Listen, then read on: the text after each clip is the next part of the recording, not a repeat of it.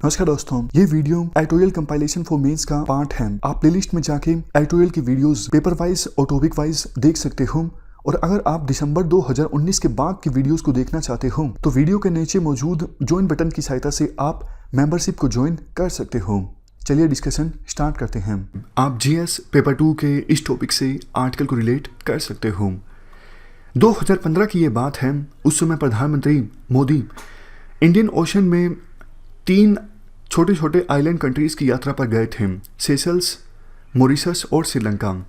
और इस यात्रा के दौरान प्रधानमंत्री मोदी ने इंडियन ओशन के लिए अपना विजन अनाउंस किया था, जिसका नाम था सागर। सागर का पूरा नाम है security and growth for all in the region. Sagar vision की सहायता से इंडिया ने ये दिखाने की कोशिश की थी कि इंडियन ओशन में मौजूद जो आइलैंड कंट्रीज हैं उनके साथ हमारी अप्रोच किस प्रकार से होगी, किस प्रकार से इंडिया कोऑपरेट करेगा इन देशों के साथ। एक प्रकार से ये भी इंडिया ने दिखाने की कोशिश की थी सागर अप्रोच के थ्रू कि हमारी जो लीडरशिप है वो बाकी देशों की अपेक्षाकृत अलग है। खास करके निशाना था चाइना की तरफ, क्योंकि चाइना पर आरोप लगता रहता है चाइना जानबूझकर डिपेंडेंसी क्रिएट कर देता है दूसरे देशों पर, अपनी डेट ट्रैप में फंस जाते हैं बहुत सारे देश चाइना के। तो इंडिया ने दिखाने की कोशिश की हमारी अप्रोच ये नहीं होने वाली है। हमारे विदेश मंत्री एस जयशंकर ने भी सिग्नल दिया चौथी इंडियन ओशन की कॉन्फ्रेंस में, जो पिछले साल सितंबर में ऑर्गेनाइज हुई थी, कि हमारा जो सागर विजन है इसका मकसद है consultative, democratic and equitable approach. इसके बाद क्या हुआ, कुछ दिनों पहले इंडिया ने इंडियन ओशन कमीशन में अप्लाई किया ऑब्जर्वर बनने के लिए, ऑब्जर्वर स्टेटस हासिल करने के लिए। देखो, इंडियन ओशन कमीशन में 5 आइलैंड स्टेट्स शामिल हैं। हालांकि रीयूनियन आइलैंड जो है ये अलग से कंट्री नहीं है, ये फ्रांस का एक आइलैंड है। बाकी ये 5 मेंबर्स हैं इंडियन ओशन कमीशन के, सेशल्स, कोमोरोस, मॉरिशस, मेडागास्कर और रीयूनियन। ये 5 मेंबर्स मिलकर बनाते हैं इंडियन ओशन कमीशन। और इसी ऑर्गेनाइजेशन का ऑब्जर्वर बनने के लिए इंडिया ने अप्लाई किया था और इंडिया की रिक्वेस्ट को मान लिया गया, यानी इंडिया अब इंडियन ओशन कमीशन का ऑब्जर्वर है। वैसे देखो, बेशक रीयूनियन फ्रांस का एक आइलैंड है और इससे ये संभावना पैदा हो जाती है कि फ्रांस का इंटरफेरेंस रहता होगा इस ऑर्गेनाइजेशन में, लेकिन ऐसा है नहीं। रीयूनियन आइलैंड में जो लोकल गवर्नेंस के स्ट्रक्चर्स हैं वही ज़्यादातर डिसीजन लेते हैं कि इस रीजन में किस प्रकार की अप्रोच होनी चाहिए रीयूनियन की। इसमें ज़्यादा इंटरफेरेंस फ्रांस के द्वारा नहीं किया जाता है। और पिछले कुछ सालों में ये जो इंडियन ओशन कमीशन है ये बहुत important, active and trusted regional actor बन के इमर्ज हुआ है, खास करके वेस्ट इंडियन ओशन में। ये देखो, ये अफ्रीका है, ये पूरा इंडियन ओशन है। और वेस्ट इंडियन ओशन की हम बात करें तो ये जो ऑर्गेनाइजेशन है ना, इंडियन ओशन कमीशन, ये बहुत ही एक्टिव और इम्पोर्टेंट एक्टर बन के इमर्ज हुई है। काफ़ी सारे प्रोजेक्ट्स इस ऑर्गेनाइजेशन के द्वारा अभी फिलहाल इंप्लीमेंट किए जा रहे हैं। खास करके मैरीटाइम सिक्योरिटी डोमेन में इंडियन ओशन कमीशन ने अपनी लीडरशिप को शो किया है। और इवन देखो, इंडियन ओशन में जो कोस्टल स्टेट्स हैं उनके साथ इंडिया जब अपनी कोऑपरेशन को इन्हेंस करता है तो मेन जो फोकस होता है इंडिया का वो मैरीटाइम सिक्योरिटी पर होता है। तो इस लिहाज से देखें तो ये जो ऑर्गेनाइजेशन है ये इंडिया के लिए काफ़ी ज़्यादा अहम है। परंपरागत रूप से इंडिया की जो स्ट्रेटजी रही है वो ये रही है, इंडियन ओशन में मौजूद स्मॉल आइलैंड स्टेट्स के साथ बायलैटरली डील किया जाए। मतलब मॉरिशस के साथ अलग से डील किया जाए, श्रीलंका के साथ अलग से डील किया जाए, मालदीव के साथ अलग से डील किया जाए। लेकिन अब इंडिया ऑर्गेनाइजेशंस बना के भी डील करने लगा है। जैसे मालदीव और श्रीलंका के साथ इंडिया की एक ऑर्गेनाइजेशन है, तीनों कंट्रीज का ट्राइलेटरल कोऑपरेशन देखने को मिलता है इंडियन ओशन में। तो उस लिहाज से इंडियन ओशन कमीशन भी अब इंडिया के लिए एक बहुत इंपॉर्टेंट ऑर्गेनाइजेशन है, खास करके मैरीटाइम सिक्योरिटी डोमेन में कोऑपरेशन इस्टेब्लिश करने के लिए। बट इंडिया को यह जरूर ध्यान रखने की आवश्यकता है कि यहाँ पर देखो बिग ब्रदर वाली पार्टनरशिप नहीं चलेगी। जैसे सार्क के जो मेंबर कंट्रीज हैं वो इंडिया पर आरोप लगाते हैं कि इंडिया बिग ब्रदर का रवैया अपनाता है। तो वो वाली अप्रोच इस ऑर्गेनाइजेशन में नहीं चलने वाली है। ये जो ऑर्गेनाइजेशन है इंडियन ओशन कमीशन, इसका एक अपना रीजनल एजेंडा है।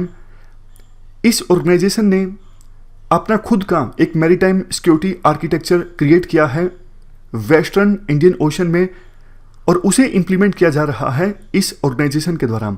2012 में इंडियन ओशन कमीशन उन 4 रीजनल ऑर्गेनाइजेशंस में से एक थी जिन्होंने मेज प्रोग्राम को लॉन्च किया यूरोपियन यूनियन के द्वारा प्रोवाइड किए गए फंड की सहायता से। मकसद ये था मैरीटाइम सिक्योरिटी को प्रमोट करना।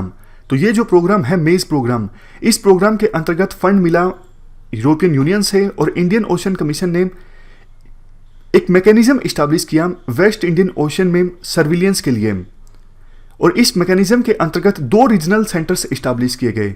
एक regional centre regional maritime information fusion centre यानी RMIFC, और दूसरा रीजनल सेंटर इस्टेब्लिश किया गया है रीजनल कोऑर्डिनेशन ऑपरेशन सेंटर। ये पहले वाला जो सेंटर है RMIFC, ये तो देखो मेडगास्कर में है, और दूसरा RCOC ये सेशल्स में है। पहले सेंटर का काम ये है मॉनिटर करना किस प्रकार की मैरीटाइम एक्टिविटीज हो रही हैं वेस्ट इंडियन ओशन में, ज़्यादा से ज़्यादा मैरीटाइम अवेयरनेस हासिल करना और उस अवेयरनेस को बाकी मेंबर कंट्रीज के साथ शेयर करना, इंफॉर्मेशन को एक्सचेंज करना। और दूसरे सेंटर का काम ये है अगर ऐसी एक्टिविटी का पता लगता है जो हित में नहीं है इस रीजन के, फॉर एग्जाम्पल पता लगता है पहले सेंटर की सहायता से कि क्राइम हो रहा है, पायरेट्स जो हैं समुद्री लुटेरे अटैक कर रहे हैं, सी लेन्स को प्रभावित कर रहे हैं, तो दूसरे वाला सेंटर क्या करता है, ये मेंबर कंट्रीज को आपस में जोड़ता है ताकि एक जॉइंट एक्शन लिया जा सके हो रहे क्राइम के खिलाफ। ये काम है दूसरे सेंटर का। क्या है दूसरे सेंटर का काम? पहले सेंटर से जो इंफॉर्मेशन प्राप्त की गई है उसको लेके जॉइंट इंटरवेंशन करना, यानी जिस भी एक्शन को लेने की आवश्यकता है वो एक्शन लेना मिलकर। ये देखो दोनों सेंटर्स इसलिए काम के हैं क्योंकि ये पांचों जो इंडियन ओशन कमीशन के जो स्टेट्स हैं ना, छोटे छोटे ये आइलैंड कंट्रीज हैं रीयूनियन को छोड़ के, तो ये अपने एक्सक्लूसिव इकोनॉमिक जोन को अच्छे से मॉनिटर नहीं कर पाते, और मॉनिटर कर भी लेते हैं, कोई एक्शन लेने की बारी आती है तो एक्शन नहीं ले पाते। लेकिन हाँ, ये पांचों मिल के अच्छे से काम कर सकते हैं, ना सिर्फ मॉनिटर सही ढंग से कर सकते हैं मैरीटाइम एक्टिविटीज को, बल्कि जब एक्शन लेने की बारी आती है तो एक्शन भी ठीक से लिया जा सकता है। इस रीजन में देखो टोटल 7 स्टेट्स ने डॉक्यूमेंट साइन किए हैं इस सिक्योरिटी आर्किटेक्चर में पार्टिसिपेट करने के लिए। ये जो सिक्योरिटी आर्किटेक्चर है इंडियन ओशन कमीशन का, जिसमें 2 सेंटर्स इस्टेब्लिश किए गए हैं, इस सिक्योरिटी आर्किटेक्चर का हिस्सा बनने के लिए 7 स्टेट्स ने एग्रीमेंट साइन किए हैं, और एक बार रेटिफिकेशन हो जाता है तो लीगल रूप से भी ये आर्किटेक्चर एग्जिस्टेंस में आ जाएगा।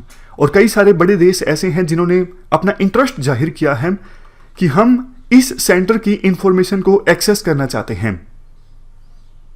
इसके अलावा भी देखो इंडियन ओशन कमीशन के पास काफी कन्वीनिंग पावर है। 2018 में 2019 में इंडियन ओशन कमीशन जो है वो contact group on piracy off the coast of Somalia का चेयरमैन था, और अपनी चेयरमैनशिप का फायदा उठाते हुए इंडियन ओशन कमीशन ने 2018 और 2019 में 2 मिनिस्ट्रियल मीटिंग्स इस कॉन्टैक्ट ग्रुप की ऑर्गेनाइज की maritime security in the West Indian ocean के इशू पर, जिसमें ना सिर्फ रीजन की बल्कि वर्ल्ड की मेजर पावर्स ने हिस्सा लिया, जैसे India, European union, US, UK, Australia और रशिया। इन मीटिंग्स में काफ़ी सारी फॉर्मल डिक्लेरेशंस देखने को मिली, और मैरीटाइम सिक्योरिटी की इस रीजन में क्या डेफिनेशन होनी चाहिए, क्या तरीका होना चाहिए मैरीटाइम सिक्योरिटी थ्रेट से निपटने का, इन सब इश्यूज पर चर्चा हुई और आइडियाज़ का कन्वर्जेंस भी देखने को मिला। इसके बाद आर्टिकल में कहा जाता है इंडियन ओशन कमीशन की जो अचीवमेंट्स हैं इंडिया के लिए बड़ी अपॉर्चुनिटी है। इंडिया इस ऑर्गेनाइजेशन से काफ़ी कुछ सीख भी सकता है और सपोर्ट भी कर सकता है इस ऑर्गेनाइजेशन को। ये जो ऑर्गेनाइजेशन है ये देखो बॉटम अप रीजनलिज्म के कंसेप्ट के आधार पर काम करती है। मतलब सभी जो मेंबर कंट्रीज हैं वो कंसेंसस के आधार पर काम करेंगे, और बाहरी किसी एक्टर का इंटरवेंशन नहीं होगा या फिर किसी एक मेंबर कंट्री की मनमर्जी नहीं चलेगी। इसके अलावा ये ऑर्गेनाइजेशन इस बात की भी सपोर्टिव है, अगर कोई समस्या है जैसे पायरेसी की समस्या है तो उसका सॉल्यूशन में लोकल ओनरशिप होनी चाहिए। लोकल ओनरशिप का क्या मतलब है, जैसे मैं आपको एग्जांपल देता हूं, वेस्ट इंडियन ओशन में पायरेसी है, समुद्री लुटेरे एक्टिव हैं, तो ऐसा नहीं कि यूरोपियन यूनियन अपने शिप्स भेज दे या फिर यूएसए से यूके से कुछ फोर्सेस आ जाएं, शिप्स आ जाएं और पायरेसी खत्म करने की कोशिश की जाए। नहीं, इससे देखो एफर्ट्स का डुप्लीकेशन भी होता है और एक डिपेंडेंसी क्रिएट हो जाती है कि ये जो देश हैं ये फॉरेन फोर्सेस पर डिपेंड हो जाएंगे अपनी सुरक्षा के लिए। ये जो देश है ना, जो मेंबर हैं इंडियन ओशन कमीशन के, ये चाहते हैं लोकल ओनरशिप होनी चाहिए। जो सॉल्यूशन फाइंड आउट किया जा रहा है उसमें मतलब हमारा रोल होना चाहिए, आप हमें सपोर्ट कर दीजिए, हम अपने आप से समस्या से निजात पा लेंगे, ये सबसे ज्यादा इफेक्टिव रहेगा। इसी को ध्यान में रखते हुए ये दो सेंटर्स जिनकी हमने बात की आर्टिकल के शुरुआत में, वो एग्जिस्टेंस में आए हैं, उनको इस्टेब्लिश किया गया है। इंडिया की बात करें, इंडिया कैसे कंट्रीब्यूट कर सकता है? इंडिया देखो सपोर्ट प्रोवाइड कर सकता है इस ऑर्गेनाइजेशन को, जिसका हेडक्वार्टर है इबिनी में। इंडिया का खुद का एक नेशनल इंफॉर्मेशन फ्यूजन सेंटर है मैरीटाइम अवेयरनेस के लिए। ये सेंटर एसोसिएट कर सकता है इस ऑर्गेनाइजेशन के सेंटर्स से, हम इन्हें सैटेलाइट इमेजेस प्रोवाइड कर सकते हैं। और वैसे इस ऑर्गेनाइजेशन को मेजर पावर्स की आवश्यकता भी है मैरीटाइम अवेयरनेस के डोमेन में अपनी कैपेबिलिटी को इन्हेंस करने के लिए और पायरेसी से या फिर दूसरे सिक्योरिटी थ्रेट से निपटने के लिए। अब इंडिया को ऑब्जर्वर स्टेटस मिल गया है, तो अब इंडिया अपनी एक्सपर्टीज प्रोवाइड कर सकता है इस ऑर्गेनाइजेशन को। तो ये हमने पूरा आर्टिकल डिस्कस किया। इस डिस्कशन में फिलहाल इतना ही है। Thank you very much for discussion.